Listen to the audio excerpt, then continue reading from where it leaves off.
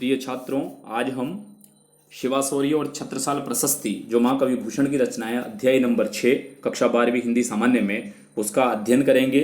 इसके पहले वाले वीडियो में मैंने महाकवि भूषण का जीवन परिचय, कृतित्व, भावपक्ष, कलापक्ष, साहित्य में स्थान को समझा दिया था। मकरंद में ये कविताएं संग्रहित है। इसके केंद्रीय भाव को भी मेरे द्वारा बता दिया गया है पूर्व के वीडियो में।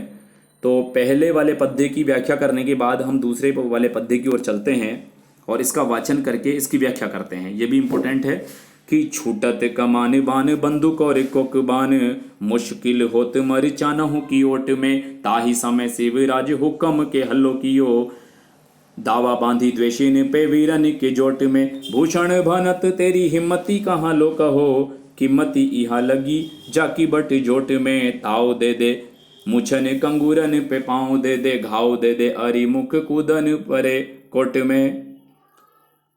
प्रथम जो पद्य था उसमें महाकवि भूषण ने शिवाजी के युद्ध प्रस्थान का वर्णन किया था, उनकी चतुरंगिणी सेना का वर्णन किया था। इसमें युद्ध वो जो सेना है वह युद्ध में पहुंच जाती है, तो युद्ध क्षेत्र का वर्णन है कि युद्ध में पहुंचने के बाद क्या होता है, युद्ध का कैसा सजीव वर्णन है उसको देखते हैं। कि छूटत कमान बाण बंदूक और कोकबान, कि युद्ध क्षेत्र में धनुष से बाण, तोप और गोलियां चलाई जा रही है, कोकबान चलाए जा रहे हैं, विशेष प्रकार के अस्त्र शस्त्र आधुनिक। मुश्किल हो तो मरचानों की ओट में, और उसके इन अस्त्र शस्त्रों से मुश्किल हो तो मरचानों की ओट में, जो मचान बनाए गए हैं, जो खाइयाँ बनाई गई है रक्षार्थ, शत्रु सैनिकों द्वारा जो खाइयाँ खोदी गई है बचने के लिए, उसमें भी मुश्किल हो रहा है। मरचानों की ओट में, मचान में भी अपने आप को बचाना मुश्किल होता जा रहा है। शिवाजी की सेना के शस्त्रों से, अस्त्र शस्त्रों की बौछार से शत्रु सेना मचान में भी अपनी रक्षा नहीं कर पा रही है। ताही समय शिवराज हुक्म हलो कियो, ताही समय, उसी समय शिवाजी हुक्म देते हैं, आदेश देते हैं आक्रमण करने का, अपने वीर मराठा सैनिकों को आक्रमण देते हैं। हुक्म के हल्लो कियो, उसी समय शिवाजी अपने मराठा वीर सैनिकों को बुला करके आक्रमण का आदेश देते हैं। तो इससे क्या होता है, दावा बांधी द्वेषिन पे वीरन की जोट में, जोट मतलब समूह, द्वेषिन पे वीरन शत्रुओं के, वीरन मतलब योद्धा, द्वेषिन मतलब शत्रु, शत्रुओं के योद्धाओं के जोट समूह में दावा बांधी, हड़कंप मच जाता है, शोर हो जाता है। जो ही शिवाजी युद्ध पहुंच करके अस्त्र शस्त्रों की जब बौछार होती है और मचानों में उनका बचना शत्रु सेना का मुश्किल हो जाता है, तो उसी समय शिवाजी पूरी ताकत के साथ अपने मराठा योद्धाओं को आक्रमण का आदेश देते हैं। और इससे क्या होता है, दावा बांधी द्वेषिन पे वीरन, कि जो शत्रु सेना के जो योद्धा है उनके जोट में, समूह में जो है हड़कंप मच जाता है। भूषण भनत तेरी हिम्मती कहाँ लो कहो, यहाँ थोड़ा सा कट गया है, अपनी पाठ्य पुस्तक में देख लेना। कवि भूषण कहते हैं कि भूषण भनत तेरी हिम्मती कहाँ लो कहो, कि हे शिवाजी आपकी हिम्मती, आपका जो साहस है उसका हम कहाँ लो कहो, कहाँ तक कहें, कहाँ तक वर्णन करें। हमारे लिए आपकी शौर्य और वीरता का वर्णन करना संभव नहीं है, आप हमारे वर्णन से भी अधिक शूरवीर है। कीमती यहाँ लगी है जाकी भट्ट जोट में, कि आपकी जो कीमती है, जो आपकी प्रतिष्ठा है वो बहुत है भट्ट जोट, योद्धाओं के समूह में आपकी बड़ी कीमत है, आपकी बड़ी प्रतिष्ठा है। कीमती मतलब प्रतिष्ठा, कीमत है, हिम्मती मतलब साहस या हिम्मत। कहाँ लो कहो, कहाँ तक बखान करें। ताव दे दे मुछन कंगूरन पे पाँव दे दे, कवि भूषण अंत में कहते हैं कि आपके जो वीर सिपाही हैं वह ताव दे दे मूछन, कि मूछों पर ताव दे रहे हैं। आपके जो वीर से सिपाही है जो मूछों पर ताव दे रहे हैं, और कंगूरन पे पाँव दे दे, और युद्ध भूमि में जमीन पर, कंगूरन पे, धरती पे पाँव फटक रहे हैं।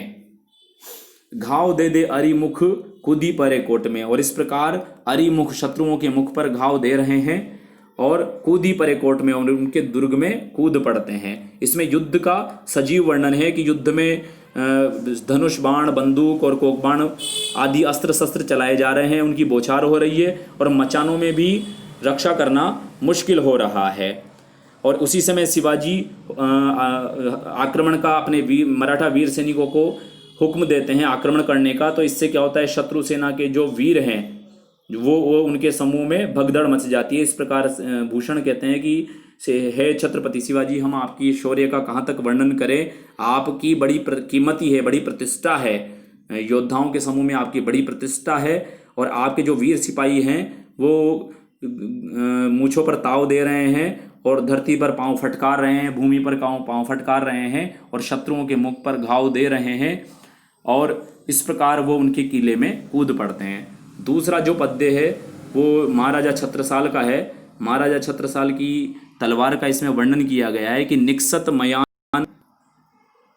मयान ते मयूखे प्रलेभानु केसी, कि निक्सत मयान के निकलते ही, मयान से, खोखे से, तलवार के खोखे से निकलते ही, तैयार जिसमें तलवार को रखा जाता है उसके कवर से निकलते ही, मयूखे उसकी जो चमक है वो बिजली के जैसी हो जाती है, मयूखे बिजली के जैसी, प्रलेभानु केसी और प्रलयंकारी सूर्य के जैसी वो तलवार हो जाती है। फारे तम तोम, इसमें भी छत्रपति शिवाजी के युद्ध में उनकी तलवार के शौर्य का वर्णन है। फारे तम तोर, और वो जो तलवार है वो फारे चीर कर रख देती है, तम तोम अंधेरे के समूह को, गयंदन के जाल को, शत्रुओं के समूह का जो जाल है, घना अंधकार है, उसको चीर करके रख देती है महाराजा छत्रसाल की तलवार, जो प्रलयंकारी सूर्य की ज्वाला के जैसी है। लागती लपटी कंठ बेरिन के नागिन सी, लागती लपटी कि वह लगती है, कि लपटी कि लिपट जाएगी, यहाँ लपकी नहीं है लपटी है, कि वह लपट जाएगी, लगता है ऐसा लगता है उसे देखकर कि वह लिपट जाएगी, कंठ में गले में बेरिन के शत्रु के गले में वह लिपट जाएगी, ऐसा लगता है कि कैसे, नागिन सी, नागिन के जैसी, उपमा अलंकार है, सी लिखा हुआ है, तुलना की गई है कि वह तलवार नागिन के जैसी शत्रुओं के गले में लिपट जाएगी। रुद्र ही रिझावे, वह तलवार इस समय क्या कर रही है, रुद्र ही शिव जी को रिझावे रिझा रही है, दे दे मुंडन की माल, शत्रुओं के मुंडों की माला, शत्रुओं के गलों को काट करके शत्रुओं के सरों से शंकर को प्रसन्न कर रही है। रुद्र भी रिझावे, रुद्र मतलब भगवान शिव को रिझा रही है, प्रसन्न कर रही है। दे दे मुंडन की माला, मुंडों की माला दे के, शत्रुओं के मुंडों की माला को दे दे के शंकर को रिझा रही है। भगवान शंकर को भी मुंड मालाधारी कहा जाता है, वो मुंडों की माला धारण करते हैं, तो ऐसा लग रहा है कि वह तलवार आज मुंडों की माला दे दे के भगवान रुद्र को, भगवान शंकर को रिझा रही है। लाल छितिपाल छत्रसाल महाबाहुबली, कि जो लाल छितिपाल है, जो महाराजाधिराज है, लाल छितिपाल का मतलब महाराजाधिराज, छत्रसाल महाबाहुबली, वो महाबाहुबली है, जो महाराजाधिराज जो छत्रसाल है, लाल छितिपाल महाराजाधिराज ये उपाधि है छत्रसाल की, महाराजाधिराज जो छत्रसाल है वो महाबाहुबली है, महाबलवान है। कहाँ लो बखान करो तेरी करवाल को, करवाल मतलब तलवार, कहाँ लो बखान करो कि कहाँ तक आपकी तलवार का वर्णन करे, कि उसका वर्णन करना संभव नहीं है, शब्दों से उसका वर्णन करना संभव नहीं है। हम जितनी उसके शौर्य की, उस तलवार के शौर्य का वर्णन कर रहे हैं, उससे भी ज़्यादा जो तलवार है वो उसकी वीरता है। कहाँ लो बखान करो तेरी करवाल को, कि तेरी आपकी तलवार की प्रशंसा कहाँ तक करें।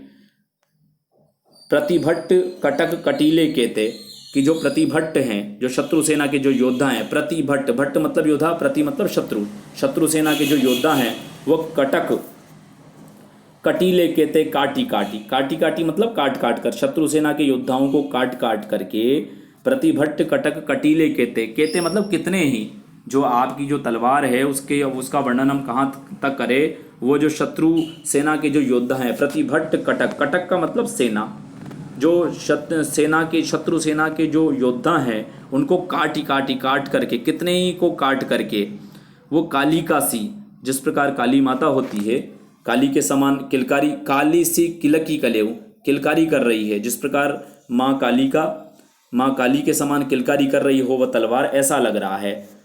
जो शत्रु सेना के वीर योद्धाओं को काट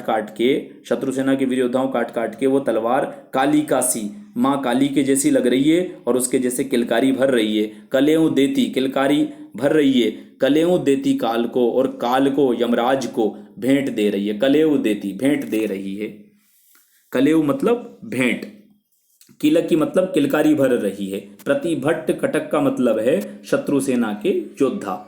कटीले केते कितने ही शत्रु, कटीले केते मतलब कितने ही शत्रुओं को, शत्रु सेना के कितने ही योद्धाओं को काट के वो माँ काली के जैसे किलकारी भर रही है, और काल को, यमराज को ये मुंड भेंट कर रही है। आशा करता हूँ आपको वीडियो पसंद आएगा। आप इनका अभ्यास करें। ये बोर्ड परीक्षा में 2 से 3 बार पूछा गया है।